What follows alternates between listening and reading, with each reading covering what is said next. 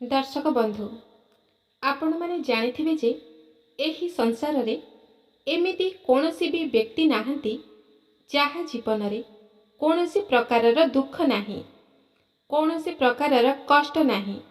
प्रत्येक व्यक्ति जीवन रे किछि ना किछि दुख, किछि ना किछि चिंता निहाती भाबरे रहिथिबो। भगवान प्रत्येक व्यक्ति को किछि सुख सहित दुख मध्य देइथांती। एमिति नुहे कि जनक जीवन रे केवल दुख अछि किंबा जनक जीवन रे केवल सुख अछि। जे सुख रे अछि से दुखर सामना दिने ना दिने निश्चय करिबो, आ जे दुख रे अछि से सुखर सामना आगको निश्चय करिबो। तेबे बंधुगण, आजिर एही भिडियोटी अंकशास्त्र उपरे आधारित अटे। एही भिडियोटी रे आपणक विषय रे किछि एपरि अजଣା कथा जणाइबु जहाको आपण निज विषय रे जानिबा खूब आवश्यक रहिछि। एहा जानिबा द्वारा आपणक जीवन रे निजे ही किछि परिवर्तन आनि परिबे। आगको आसुथिबा खराब समय को आपण निजे ही दूरेई पारिबे। तेबे बंधुगण, आपण को केवल दुईटी नंबर मध्यरु महादेवंक नाम नेई महादेव को स्मरण करी गोटिए नंबर बाछिबाकु हेबो एवं सेही नंबर अनुसारे आपण माने जानि परिबे महादेव आपणकर आगको आसुथिबा समय विषय रे केउ सब सूचना देउछंती। तेबे आम भिडियोटी को देखिबा पूर्वरु आम चैनल को सब्सक्राइब करी कमेंट बॉक्स रे ओम नमः शिवाय अवश्य लिखिदेबे। जदि महादेवंकर सच्चा भक्त हेइथिबे तेबे निश्चय आपण केउ नंबर टी को बाछिछंती ताहा आमको कमेंट करी निश्चय जणाई देबे। आमे भी जानिबु भगवान आपणको केउ संकेत देउछंती। तेबे आपण जदि प्रथमे 108 संख्याटी को बाछिछंती तेबे जानंतु महादेव आपणको केउ संकेत देबा पई चाहुछंती। बंधुगण, आपण जेउ दुस्वप्न देखुथिले सेथिरु आपण दूरेई जिबे। जहाँ भी किछि समस्या आपणक जीवन रे चालुथिला से सबु किछि अति शीघ्र दूर होई जिवो। जेउ विषय नेई आपण सर्वदा चिंताग्रस्त रहुथिले, आपणकर जेउ कार्यटी अटकी रहुथिला, कोनोसी गोटे कार्य रे आपणकर टंका फसी रहुथिला, केही जदि आपणक ठारू पैसा नेई आपणको फेरस्त देउ नथिला, आपणकर अर्थ कोनोसी जगारे छंदी हेई रहुथिला, तेबे ताहा अति शीघ्र आपणको पाखको फेरी आसीबो। जदि आपण ऋण करज करिथिले ताहा खूब शीघ्र आपण सुझी पारिबे। आपणको पाई आगुको भल समय आसीबाकू जाउछि। वर्तमान आपण जेउ भी कार्य रे हाथ देबे सेथिरे आपण सफलता ही लाभ करिबे। संतान मानकु नेई लागिथिबा दुख आपणकर सबु दूर होई जिवो। आपणक जीवन रे अनेक सुधार आसीबो।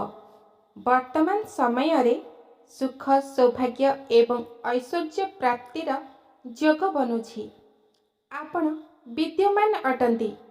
आपणकर शुभ योग आपणक पाई शुभ फल प्रदान करिबो।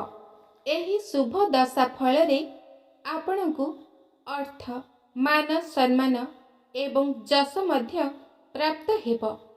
आपण एते दिन धरी जेउ शुभ समय को धैर्यर सहित अपेक्षा करिथिले सेही समय एबे आपणक पाई आसी सारिछि। आपण बहुत धैर्य धरिचंती भल समय आसीबा पाई, आ सेही भली आपण भल कर्म मध्य करिछंती। तेणु भगवान भी आपणक कर्म अनुसारे आपणकु फल निश्चय देबे। समय सबु किछि ठीक कर देबो जदि आपण निजर कर्म सठिक भाबरे करंती। आपणक जीवन रे धीरे धीरे शुभ फल प्राप्ति हेबारे लागिबो। आपण माने जानिथिबे अशुभ फल आपणकु शीघ्र ही प्राप्त होइथाए, मात्र शुभ फल आपणक जीवन रे धीरे धीरे आसी थाए। ଏହା ପୂର୍ବରୁ ଆପଣ ଯାବତୀୟ ପ୍ରକାରର କଷ୍ଟ ଭୋଗ କରିଥିଲେ। ଦୁଃଖ, ଦରିଦ୍ରତା, ରୋଗ, ଆତଙ୍କ ଏବଂ ଗୁପ୍ତ ଶତ୍ରୁ, ଅଯଥା ଖର୍ଚ୍ଚ, ନାନା ପ୍ରକାରର ଅଶୁଭ ଫଳ ଭୋଗ କରିଛନ୍ତି। ଯେଉଁ କାର୍ଯ୍ୟ କରୁଛନ୍ତି ତାହା ଦେଖି ଚାହିଁ କରନ୍ତୁ। ଭାଗ୍ୟର ସହଯୋଗ ପାଇବାରେ ବିଳମ୍ବ ହେଇପାରେ, କିନ୍ତୁ ଭାଗ୍ୟ ଆଉ କର୍ମର ଫଳ ଆପଣ ନିଶ୍ଚୟ ପାଇବେ। ଆପଣଙ୍କ ଜୀବନରେ ପରିବର୍ତ୍ତନ ଆସିବା ସହ ଆପଣ ସବୁଆଡ଼ୁ ଲାଭ ପାଇବେ। ବର୍ତ୍ତମାନ ଠାରୁ 7 ଦିନ ମଧ୍ୟରେ ଆପଣ କୌଣସି ଦେବାଦେବୀଙ୍କ ମନ୍ଦିରରେ ଦୁଃଖୀ ରଙ୍କୀଙ୍କୁ କିଛି ଖାଦ୍ୟ ହେଉ କିମ୍ବା ଅର୍ଥ କିମ୍ବା ବସ୍ତ୍ର ଦାନ କରନ୍ତୁ। ଆପଣ ଦେଖିବେ ଆପଣଙ୍କୁ ଆପଣଙ୍କ କର୍ମର ଫଳ ନିଶ୍ଚୟ ଜଲ୍ଦି ମିଳିଯିବ ଏବଂ ଆପଣ ସବୁ ବିପଦରୁ ମୁକ୍ତି ହେଇଯିବେ। ଏବେ ଯଦି ଆପଣ ଦ୍ୱିତୀୟ ନମ୍ବରଟିକୁ ବାଛିଛନ୍ତି ବା 21 ନମ୍ବରଟିକୁ ବାଛିଛନ୍ତି, ତେବେ ଜାଣନ୍ତୁ ଆପଣ ଆଉ ଚିନ୍ତା କରନ୍ତୁ ନାହିଁ। ବର୍ତ୍ତମାନ ଚିନ୍ତା ଦୂର ହେବା ପାଇଁ ସମୟ ଆସିଯାଇଛି। କିନ୍ତୁ ବର୍ତ୍ତମାନ କର୍ମ ପାଇଁ ଫଳ ପ୍ରାପ୍ତିର ଯୋଗ ରହୁନାହିଁ। ଆପଣ ଯେଉଁ ଆଶାରେ ଅଛନ୍ତି ତାହାର ଶୁଭ ଫଳ ପାଇବାରେ ଟିକେ ବିଳମ୍ବ ହୋଇପାରେ। ଜାତକରେ ଶନି, ଶୁକ୍ର ବୃଦ୍ଧାଚରଣରେ କାର୍ଯ୍ୟ କରୁଛନ୍ତି। ଆଶାରେ ଥିବା ଫଳ ସ୍ୱପ୍ନ ପରି ବିଫଳ ହେବାର କିଛି ଆପଣ ଆଭାସ ପାଉଛନ୍ତି, କିନ୍ତୁ ସେଥିପାଇଁ ଆପଣ ଆଦୌ ଚିନ୍ତା କରନ୍ତୁ ନାହିଁ। ବର୍ତ୍ତମାନ ଆପଣ ଗ୍ରହଙ୍କ ନିର୍ଦ୍ଦିଷ୍ଟ ଦେବାଦେବୀଙ୍କ ପୂଜା କରନ୍ତୁ। ଗ୍ରହ ଅନୁସାରେ ଆପଣ ସେହି ଦେବାଦେବୀଙ୍କର ପୂଜା ଅର୍ଚ୍ଚନା ଠିକ୍ ଭାବରେ କରନ୍ତୁ। ଆପଣ ଏତେ ଆଉ ମନ୍ଦ ଫଳ ଭୋଗ କରିବେ ନାହିଁ। ଆପଣ ଭାବୁଥିବେ ଆପଣଙ୍କ ଜୀବନ ଦୁଃଖରେ କଟିଯିବ, କିନ୍ତୁ ତାହା ନୁହେଁ। ଧୈର୍ଯ୍ୟ ଧରନ୍ତୁ। ବର୍ତ୍ତମାନ ଭୋଗ କରୁଥିବା ଦୁଃଖ ତାହା ଶୀର୍ଷ ସୀମାରେ ପହଞ୍ଚି ସାରିଛି। ଆପଣଙ୍କ ଦୁଃଖର ଦିନ ସମାପ୍ତ ହୋଇସାରିଛି। ଆପଣ ଆପଣଙ୍କର ସବୁ କାର୍ଯ୍ୟକୁ ପୁରା ଜୋସ୍ରେ କରନ୍ତି। ଏଥିପାଇଁ ଆପଣ କେବେ ବି ବୋର୍ ଅନୁଭବ କରନ୍ତି ନାହିଁ କି ଅନ୍ୟକୁ ବୋର୍ ମଧ୍ୟ କରନ୍ତି ନାହିଁ।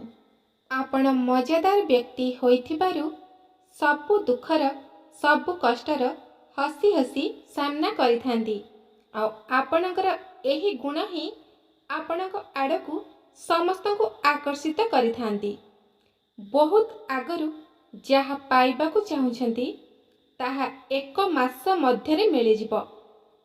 କୌଣସି ବ୍ୟକ୍ତି ଚାକିରି ପାଇଁ ଅପେକ୍ଷା କରିଛନ୍ତି ତ ତାହା ବହୁତ ଶୀଘ୍ର ପୂରଣ ହେବାକୁ ଯାଉଛି।